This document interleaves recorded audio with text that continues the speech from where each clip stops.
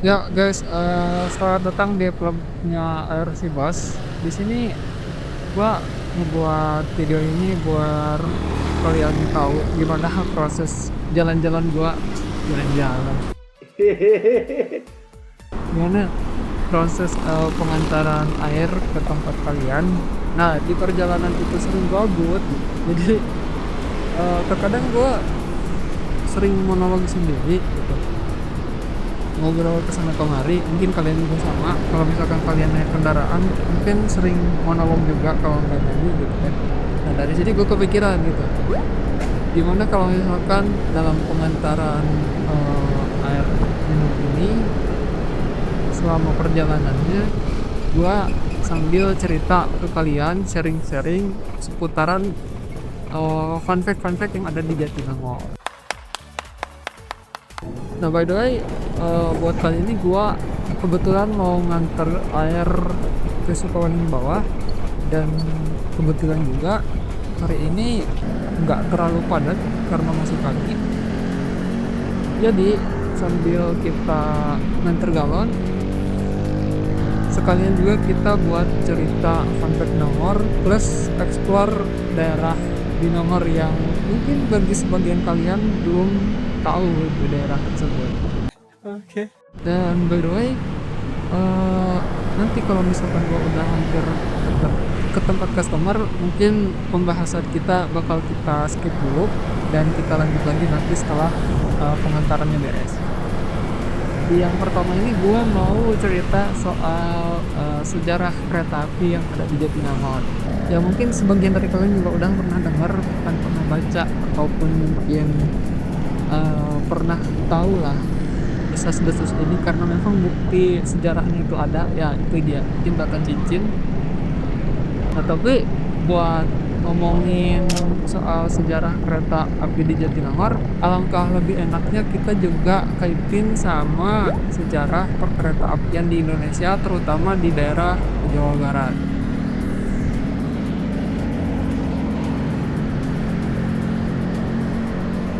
Nah, di abad ke-19, pas zaman Gubernur Jenderal Rokusen, kalau nggak salah, ya Gubernur Jenderal Rokusen tuh ibarat katanya presiden Indonesianya pada zaman penjajahan lah. Nah, kenapa Gubernur Jenderal Rokusen ini ngide, sok-sokan gitu kan, ngide buat bikin jaringan kereta api? Karena pada zaman Rokusen ini, hasil bumi, hasil perkebunan dari sistem tanam paksa atau kultur stelsel itu masih banyak yang numpuk di pedalaman dan susah banget buat dikirim ke pelabuhan. Nah pada saat itu distribusi itu masih ngandelin tenaga manusia dan hewan kayak kerbau, sapi, dan yang lainnya, kecuali unggas ya gak mungkin artinya. Stop it. Get some help. Nah, karena memang pada saat itu kondisi jalan yang dibikin Dendels itu masih tanah dan berbatu gitu kan. Terus juga ditambah angkutan yang terlalu berat, maka seringkali kejadian hewan-hewan ternak tuh pada mati, pada sakit karena nggak kuat gitu buat ngangkut hasil perkebunan tersebut. Nah, tapi idenya Rakusen ini pas zamannya itu banyak ditentang oleh para petinggi-petinggi kolonial pada saat itu. Oke, bentar lagi gua nyampe, jadi pembahasannya kita skip dulu ya. Iya, bentar guys. Oke.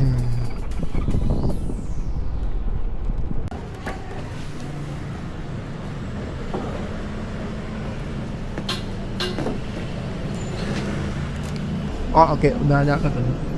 Disuruh naik aja. Oke kalau gitu. Kita buat masuk ke kosan cewek aja.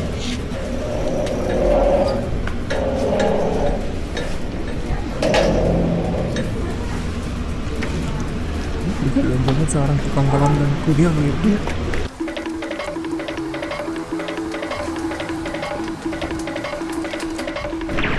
Halo, dipanggilnya tuh Kak Agnes atau kau ini? Ini. Oh alah. Nah, Oke. ini nggak dong kan bang? Hah? Atau ada?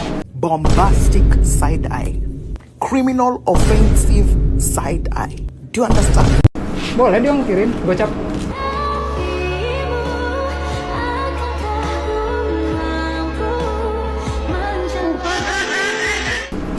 Tapi pisaunya sorry Lemin. Ya udah nggak apa-apa. Oke. Pakai QRIS ya nanti. Ya dikirim aja. Oke, makasih, Ya, Kak. sama-sama. Hati-hati. Ya.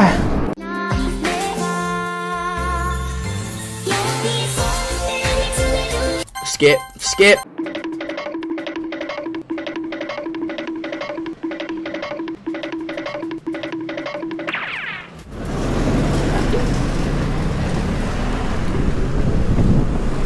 Karena udah beres, untuk lanjutin masih tadi yang beres gimana ya. Nah, selang beberapa lama setelah tidak terrealisasinya ide dari Rokusen tersebut, akhirnya di beberapa tahun ke depan, sekitar tahun 1860-an,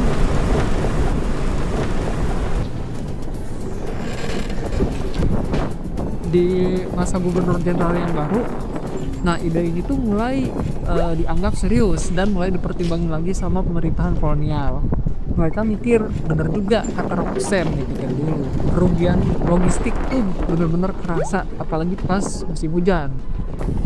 Bentar guys, bentar gue lanjut lagi di atas, dia jalannya jelek Akhirnya pada saat itu pemerintahan kolonial mulai nyusun rencana pembangunan rel kereta api secara konkret buat jadiin solusi logistik pada saat itu. Rel kereta api pertama yang ada di Jawa bagian barat ini mulai dibangun di tahun 1871. Itu buat menghubungin antara Batavia dan Godensog atau Jakarta dan Bogor lah. Tapi pada saat itu niat pembangunan jalur ini tuh bukan buat hasil kebun, tapi buat akomodasi para petinggi kolonial dari Batavia ke istana jenderal yang ada di Bogor. Ntar dulu guys, pemandangannya bagus nih. Gua mau napas dulu. Capek juga ya ngebacot sama nganter galon. Hei, Gunung Gede semua.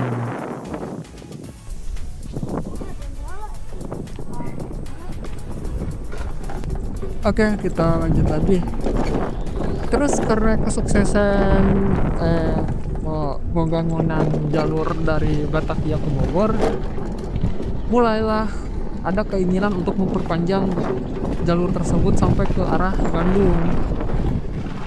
Tapi pada saat itu perusahaan yang ngebangun jalur kereta sebelum-sebelumnya namanya NIS, pokoknya N itu Netherlands, ini itu Indis kalau nggak salah, ya Hindia Belanda lah. Nah pada saat itu NIS gak sanggup gitu kan buat ngelanjutin proyek perpanjangan jalur ini. Kenapa? Karena memang mereka lagi kesulitan keuangan.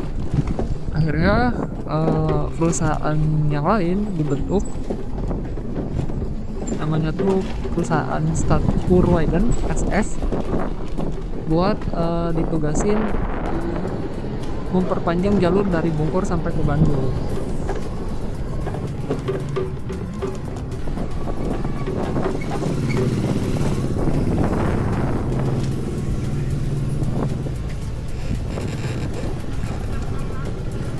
Nah akhirnya progres itu dimulai di tahun 1875 sampai akhirnya nyampe ke stasiun Cicalengka itu di tahun 1889. Nah dari adanya jalur ini gitu kan, inilah yang menyebabkan adanya ide pembangunan jalur cabang. Jalur cabangnya banyak. Nah salah satunya jalur cabang itu ya Rancaekek ke Jatinangor. Kenapa pembangunan jalur kereta api Rancaekek ke Jatinangor itu lumayan penting?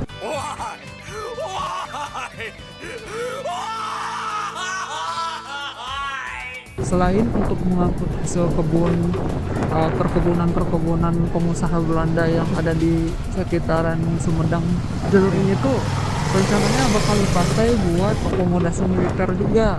Makanya jalur dari Ranca Ekek ke Tanjung Sari itu sebenarnya direncanakan awalnya itu bakal diterusin sampai ke Sumedang dan terus lagi sampai ke Cirebon buat nge-backup jalan Dendels yang belum final lah pada saat itu.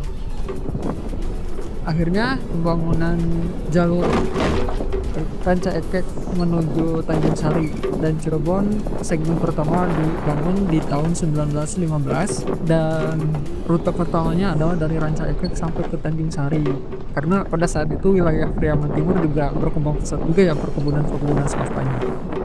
Di Jatinangor sendiri yang pada saat itu namanya Ciperuk, tepatnya ada di kampus kita di Unpad dan juga di ITB, itu merupakan lahan daripada pengusaha Belanda pada saat itu namanya Baron Baur kalau nggak salah, anaknya dari Gubernur Jenderal sebelumnya juga, koreksi kalau misalkan gue salah.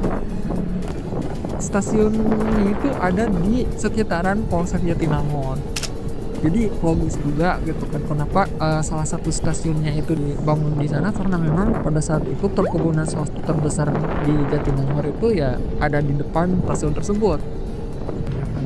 Nah, pada tahun 1921 akhirnya jalur kereta api resmi dibuka. Nah, jalur ini tuh digunakan untuk akomodasi hasil kebun teh Baron Baur dan beberapa pengusaha lain buat dikirim ke stasiun Ranca Ekek dan pada akhirnya akan dikirimkan ke Batavia.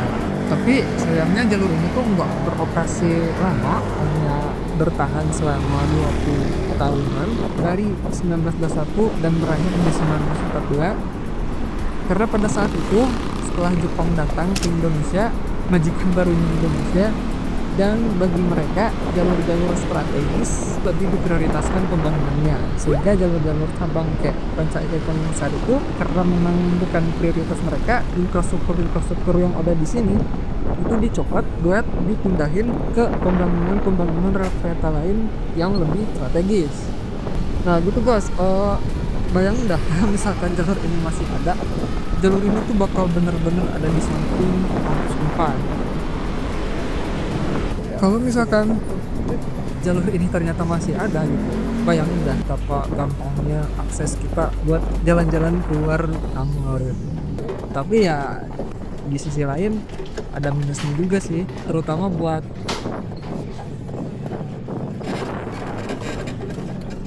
kalian-kalian yang tinggal di asrama di PDK gitu kan.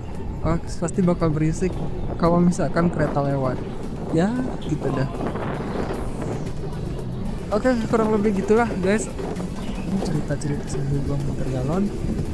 Di vlog selanjutnya gua bakal ngomongin soal sejarah nama Jatinangor sendiri, karena dulu Jatinangor bukan Jatinangor namanya gitu, tapi Cikeruk.